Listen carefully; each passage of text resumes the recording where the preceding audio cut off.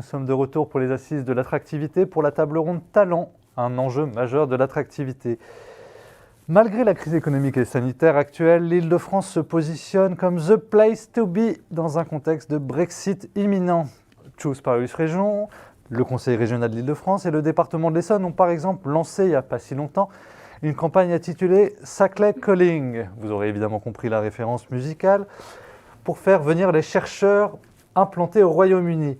Alors, c'est un exemple parmi d'autres. Rémi Berg, vous êtes vice-président exécutif chargé de la stratégie et de l'innovation chez Choose Paris Région. Alors, bonjour tout d'abord. Bonjour. Bonjour Emeline Gauthier, vous êtes directrice placement permanent au sein de la direction Solutions, Emploi et Formation chez Adecco. Et nous sommes avec Sandra Ligné, directrice d'Orly International. Bonjour. Bonjour. Rémi Berg, justement, alors vous qui êtes un expert et qui, si j'ose dire, faites de l'attractivité tous les jours, comment on attire justement des talents internationaux? Comment on trouve aussi des talents français pour ces entreprises internationales qui viennent s'implanter dans le Grand Paris? Mais surtout, contexte économique oblige, comment on va reconvertir les victimes de la Covid? Alors effectivement, comment on attire des talents internationaux, c'est une question qu'on se pose et on n'est pas les seuls en Europe. Et je voudrais vous livrer quelques éléments d'une étude qu'a réalisée Invest Stockholm, donc en fait notre agence consoeur qui est en charge de l'attractivité de la Suède et de Stockholm. Cette étude, ils l'ont fait juste après le premier confinement en juin 2020. Il est ressorti 4 éléments clés. L'accès au talent est le facteur clé d'implantation pour l'implantation d'un siège social d'une grande entreprise internationale. 2 tiers des talents choisissent en réalité d'abord la région, la ville, avant de choisir l'entreprise. Ce n'était pas la situation il y a 15 ans. Il y a 15 ans, 80% des personnes choisissaient d'abord l'entreprise avant de choisir la métropole. Aujourd'hui, on choisit d'abord l'Île-de-France ou Paris avant de choisir son entreprise. Troisième élément, il y a un décalage très très fort qui ressort de cette étude entre l'enseignement supérieur et donc les compétences qui sont développées dans la formation et les besoins réels des entreprises. À titre d'exemple, aujourd'hui, on forme probablement 10 fois trop de psychologues et il nous manque beaucoup d'électriciens, très concrètement. Comment on inverse la tendance? On travaille avec les universités, on travaille avec les... Alors effectivement, je pense qu'il y a un gros travail à faire dès le collège, dès le lycée, puis l'université, sur les métiers du numérique. Ouvrir ces opportunités aussi aux jeunes filles sur des sujets informatiques, digitaux qui sont très très importants. Donc il y a déjà un certain nombre d'initiatives qui sont prêtes. Et je rappelle que la région a distribué dans tous les lycées d'Île-de-France des ordinateurs et des tablettes justement pour participer à cet équilibre aussi homme-femme sur ces sujets-là. Peut-être dernier point de cette étude, le Covid-19 ne fait pas fuir les talents. En réalité, c'est l'inverse. Le choix des grandes régions pour s'installer quand on part à l'étranger, ça répond à des critères économiques, culturels et de qualité de vie. Et donc on a quand même des atouts très très forts en Île-de-France pour continuer d'attirer des talents internationaux. Alors justement, Emeline Gauthier, chez Adecco, vous mettez l'accent sur la formation. On vient d'évoquer les cas des psychologues par rapport aux électriciens, ou même voilà, des futures ingénieurs informatiques féminines, parce que c'est un métier d'homme aujourd'hui, avec notamment le CDI apprenant. Pour les profanes que nous sommes, est-ce que vous pourriez nous rappeler de quoi il s'agit? Oui, bien sûr. Peut-être en introduction, pour nous, pour trouver le bon candidat, avant tout, il faut bien comprendre l'environnement de notre partenaire, de notre client, en faire une analyse précise, mais c'est aussi bien entendre les besoins, les aptitudes et les motivations des candidats. Pour répondre à votre question autour du CDI apprenant, c'est un nouvel outil d'accès à l'emploi et de reconversion que le groupe Adecco a lancé début octobre. Le principe est que nous allons investir prioritairement autour de 17 métiers sur lesquels il y a de la forte pénurie. On retrouve des métiers autour du secteur bancaire, de la construction, mais aussi de l'industrie, notamment le métier d'électricien qui a été cité, sur lesquels nous avons aujourd'hui beaucoup de mal à capter des candidats. Et notre ambition est de recruter au cours de l'année 2021 15 000 candidats pour les former et leur permettre l'accès à ces métiers. Donc sur le principe, comment cela fonctionne? Nous prenons en charge la formation et nous embauchons les candidats sur ce que l'on appelle le CDI intérimaire. Donc c'est un format de contrat qui existe dans notre profession du travail temporaire depuis 2015. Donc un CDI de droit commun auquel nous allons adjoindre un parcours de formation sur mesure pour le candidat, pour l'emmener au métier. Comment ça marche concrètement? Parce que ça peut paraître antinomique, CDI et intérim. Alors, ça pouvait paraître antinomique peut-être il y a une quinzaine d'années. Depuis 2015, nous avons donc ce nouveau format de contrat qui a été négocié par notre branche avec le gouvernement et qui a vraiment pour objectif la sécurisation du parcours du salarié intérimaire. Donc, du moment où le candidat signe son CDI intérimaire, il est en CDI avec son agence ADECO de proximité. Donc, il bénéficie à ce titre de tous les avantages qui peuvent y être liés, notamment la sécurité de l'emploi. Et il a une garantie de rémunération, qu'il soit ou non en mission, pour un client. Très bien. Sandra Ligné, on va parler d'une mauvaise nouvelle avant d'en parler d'espoir. Rien qu'entre le premier semestre 2019 et le premier semestre 2020, Orly, le bassin d'emploi d'Orly a perdu 2000 emplois sur 30 000. Mais il va falloir rester un territoire attractif et inclusif malgré les difficultés du secteur aérien. Et comment vous y travaillez justement? Alors, à Orly International, la vocation, c'est de construire un territoire attractif et inclusif en alliant le business et la solidarité.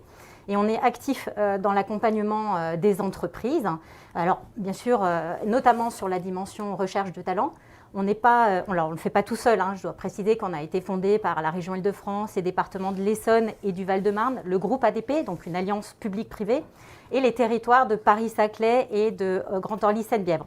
Donc c'est vous dire, on a un terrain de jeu qui va permettre une résilience quand même assez spontanée, notamment du côté de Saclay. Mais ce qui nous importe, c'est qu'on considère qu'en matière de recrutement, ce qu'il faut produire par rapport aux entreprises, c'est de l'efficacité, de l'éthique et du circuit court de l'emploi local. Et donc, bien sûr, pour s'implanter, une entreprise a besoin d'immobilier, de grandes infrastructures, de qualité de vie. Et puis, vous le disiez tout à l'heure, finalement, on ne peut plus vendre les territoires qu'avec du travail, puisque de toute façon, c'est 14% de notre vie, on ne le dira jamais assez. Nous, à Orly Paris, on essaye d'apporter une valeur additionnelle à cette attractivité, c'est de fédérer un écosystème d'acteurs qui soit capable de répondre ensemble à des besoins de recrutement. Et il faut être très nombreux pour cela. Et donc, on a relevé les manches, on a construit un outil digital, éthique, et qui promeut les candidats locaux. Et pour ça, donc, on a une solution qui permet de mettre en visibilité l'offre d'emploi de l'ensemble de ces partenaires, qui sont très nombreux. Je vous disais, ça fait intervenir des organismes de formation, des universités, des grandes entreprises qui ont formé des alternants, mais qui ne les recruteront pas tous, les services publics de l'emploi, bien évidemment, Pôle emploi, mission locale. Et donc, cet écosystème met en commun sa pépite qui est l'offre d'emploi, et tout le monde vient pouvoir prescrire des candidats, et ensuite on organise des rendez-vous sans qu'il n'y ait eu de sélection sur le CV. Donc on va créer des belles histoires aussi vis-à-vis de l'entreprise qui n'aura qu'un interlocuteur. Et alors justement, ça c'est accepté par les entreprises, parce qu'on a quand même la culture du CV, la culture des diplômes dans notre pays. Alors quand on vend un tout compris en clé en main, on fait accepter ce système. Et aujourd'hui, les entreprises sont également à la recherche de valeurs éthiques. Et donc, elles peuvent aussi se satisfaire de cette façon d'aborder les choses et de donner la chance à tout le monde, justement parce qu'on ne va pas être que dans les compétences hard, entre guillemets, mais on va aussi pouvoir privilégier un profil, des qualités que seuls les prescripteurs de terrain vont avoir décelées. Justement, j'allais vous faire réagir parce qu'on a l'impression que les hard skills, les compétences dures, les diplômes, les formations, sont toujours importantes, mais on cherche de plus en plus des soft skills, les compétences humaines, le savoir-être, la gestion des émotions. Est-ce que c'est quelque chose aussi que vous ressentez? Absolument, et je trouve qu'effectivement, les solutions, ou en tout cas propositions présentées à la fois par Orly International, mais aussi par le groupe ADECO sont vraiment très très pertinentes. On est dans un monde aujourd'hui où en 2030, en fait 85% des jobs qu'on va avoir demain n'existent pas encore aujourd'hui. Et donc comment on fait? On a tous des compétences, heureusement, mais comment on fait pour les valoriser et pour être davantage sur ces compétences douces ou ces compétences humaine, sociale. Comment, finalement, je vais prendre l'exemple très simple d'un chauffeur VTC. Il y a 10 ans, un chauffeur VTC, sa seule aptitude, c'était de conduire un véhicule. Aujourd'hui, un chauffeur VTC, c'est un petit chef d'entreprise. Il gère du marketing, il gère du digital, il gère sa comptabilité. Et en fait, c'est une personne qui a développé beaucoup de compétences dans beaucoup d'autres domaines que simplement conduire un véhicule, qui lui offre déjà, je dirais, des opportunités un peu différentes. Donc, la logique d'écosystème, je trouve, elle est vraiment centrale dans le développement de solutions pour l'emploi et dans les mois qui vont venir. On sait très bien que l'année 2021 va être compliquée sur le plan social. Et 2021. Donc, 2021. Et donc, en travaillant collectivement et en cherchant des solutions collectives, je trouve que c'est très, très intéressant. Et puis, évidemment, la solution du CDI intérimaire, c'est-à-dire la capacité de porter la formation aussi pour la reconversion, me semble une excellente opportunité pour l'Île-de-France. Alors justement, les reconversions, vous avez fait un peu des estimations pour savoir combien d'emplois seraient en reconversion dans la région? Non, vous avez raison, c'est la première chose à faire, c'est-à-dire qu'il va falloir qu'on puisse identifier collectivement on va dire, entre guillemets, les naufragés. Les secteurs en tension, exactement, en souffrance. Exactement, donc les secteurs en tension, ils sont déjà connus, identifiés aujourd'hui, notamment dans le BTP, sur les métiers de développeurs, d'ingénieurs, etc.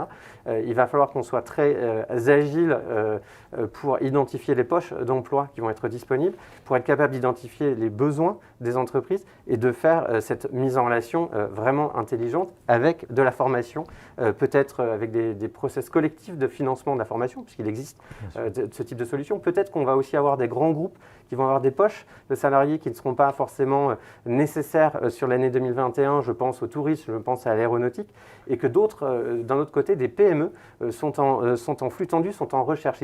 On pourrait imaginer des solutions de prêt de salariés sur des périodes assez courtes, peut-être 12, 18 mois, pour un transfert d'expertise et de compétences qui sera finalement gagnant-gagnant pour l'ensemble de l'économie française. Et je pense qu'il y a beaucoup de choses à imaginer. Justement, alors je voulais vous faire agir, Emeline Gauthier. Oui. Adecco, ça rime avec mercato, parce que je vais filer la métaphore footballistique des transferts. Est-ce que vous pensez que c'est une bonne piste, ce prêt de salariés entre grands groupes et PME qui en ont besoin? Je vais revenir sur le prêt de main-d'œuvre, mais peut-être pour appuyer les propos de Mme Ligné et M. Berg. Aujourd'hui, les fameuses soft skills sont vraiment au cœur des recrutements. Nous publions des baromètres régulièrement sur le sujet.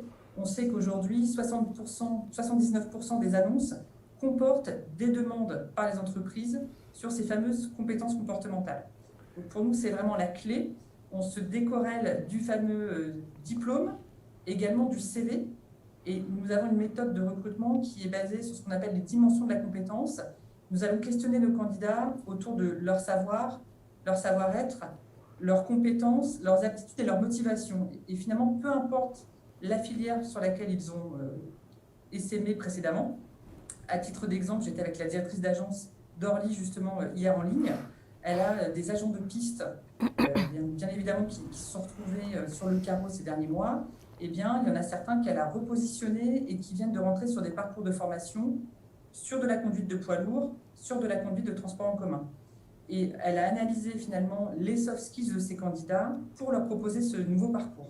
Comment on analyse le soft skills? Parce que ça, oui. On peut truquer son savoir-être, Alors, on ne peut pas truquer son savoir-être. Je vous inviterai à lire, on a publié un très beau livre blanc cette année sur le sujet. Nous travaillons avec des scientifiques sur cette partie-là et nous avons la chance d'avoir au sein du groupe en France une équipe de psychologues du travail qui travaille sur la R&D sur ces sujets de psychométrie. J'embarque les sujets d'évaluation, donc je vous en parle vraiment en connaissance de cause. Les soft skills, pour les travailler, eh bien, il faut établir ce qu'on appelle un référentiel pour avoir un langage commun. Donc, nous, au sein du groupe, nous avons défini ce langage commun avec nos psychologues du travail. Nous travaillons sur une quinzaine de ces fameuses compétences comportementales. On va aller de l'orientation qualité à la capacité de communication, par exemple, d'un candidat. Et on va derrière étalonner, avec des méthodes scientifiques, le niveau de réponse des candidats. C'est une méthode que connaissent beaucoup le public d'école blanc, dans l'ingénierie, dans la finance, on pratique depuis très longtemps. Et nous avons fait le choix, dans le groupe Adecco, de promouvoir ce type d'outil également pour l'école bleue. Nous avons lancé début 2020 un outil d'évaluation des soft skills spécifiquement pour ces publics qui ont moins l'habitude qu'on les sollicite sur ces sujets. et qui ont parfois plus de mal à valoriser ce type de compétences versus leurs compétences plutôt techniques métiers. Alors, justement, est-ce qu'avant la reconversion, Sandra Ligné, des métiers en tension évoqués d'ailleurs par Madame Gauthier, est-ce que justement, vous aussi, vous mettez en place ce genre d'indicateur pour les gens qui travaillent chez vous, ou même qui aimeraient travailler chez vous? Alors, en tout cas, pour rebondir sur les propos de Madame, sur les transferts possibles de compétences, aujourd'hui, comme vous l'indiquez, Orly est particulièrement sinistré par la crise sanitaire. Hein. En 2019, pour vous donner une idée, Orly, c'est 80 000 passagers par jour, hein, et l'année prochaine, ce sera sans doute la moitié.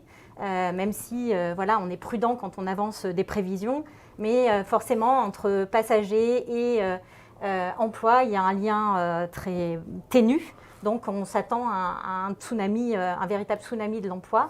Mais finalement, on serre les coudes sur le territoire et puis on se dit que finalement, ça va représenter un potentiel de talent. Et puis pour coller au thème de la journée sur l'attractivité, et que finalement, ça va pouvoir être un facteur d'attractivité, y compris voilà, pour des entreprises qui viennent s'implanter. Parce que finalement, les publics qui travaillent sur les aéroports sont des gens hyper qualifiés, qui sont très motivés par le secteur. Ils pratiquent une langue dans leur quotidien. On ne le dira jamais assez aussi, ils ont des casiers judiciaires vierges.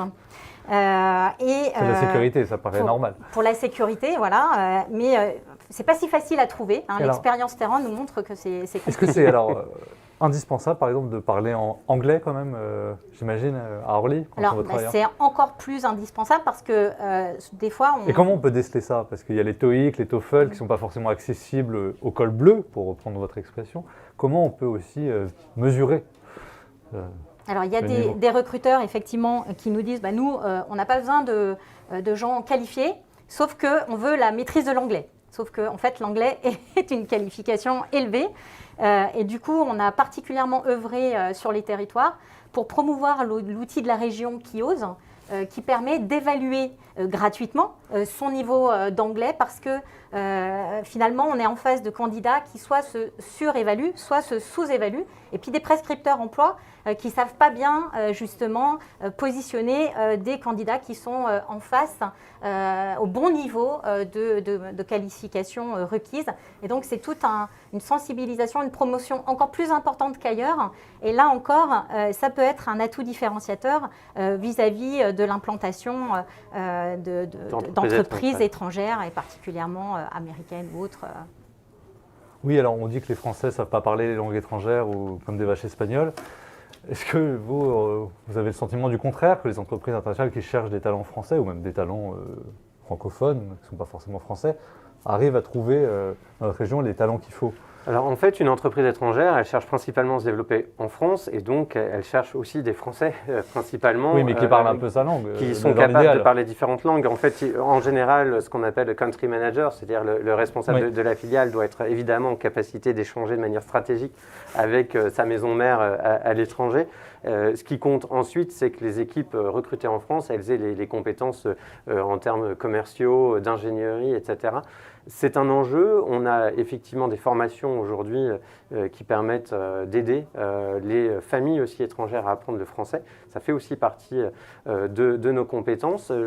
À titre d'exemple, nous avons accompagné l'implantation en France de l'agence bancaire européenne suite au Brexit. Et nous avons accompagné chez Choose Paris Région une centaine de familles dans leur relocalisation en France, c'est-à-dire apprendre le français, trouver un logement, permettre aux enfants de trouver une place à l'école en France, etc. Donc cela fait partie aussi des services de Choose Paris Région dans l'accueil d'entreprises étrangères. Et en clair, vous la débarrassez de toute notre paperasserie française? Alors, notre spécificité connue dans le monde. Alors effectivement, on est effectivement presque une agence de conciergerie dans ce cadre, c'est-à-dire qu'on est là pour faciliter la lisibilité des contraintes administratives. Il faut savoir qu'elles sont aussi très présentes. J'ai vécu aux États-Unis assez longtemps et je sais aussi que ce n'est pas beaucoup plus simple de s'installer aux États-Unis et que l'administration aux États-Unis ou en Chine ne sont pas plus simples que chez nous. Donc, pas de French bashing donc. Okay. Absolument, absolument. Je pense qu'on n'est vraiment pas du tout plus mauvais que les autres, au contraire.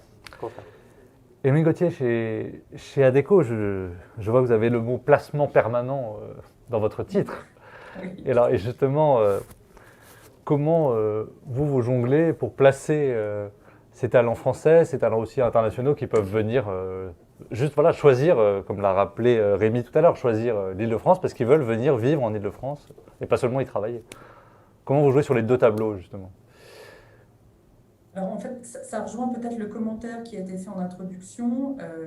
On a des publics qui font le choix de la région pour s'implanter. Et donc, dans ce cas-là, on peut être un accompagnant du parcours de vie, un peu, alors pas sur les mêmes éléments, mais on peut aussi accompagner, par exemple, le parcours du conjoint. C'est des choses qu'on fait très régulièrement. On a des dispositifs aussi qui permettent, via notre branche, d'accompagner les familles avec des aides à l'installation, au logement.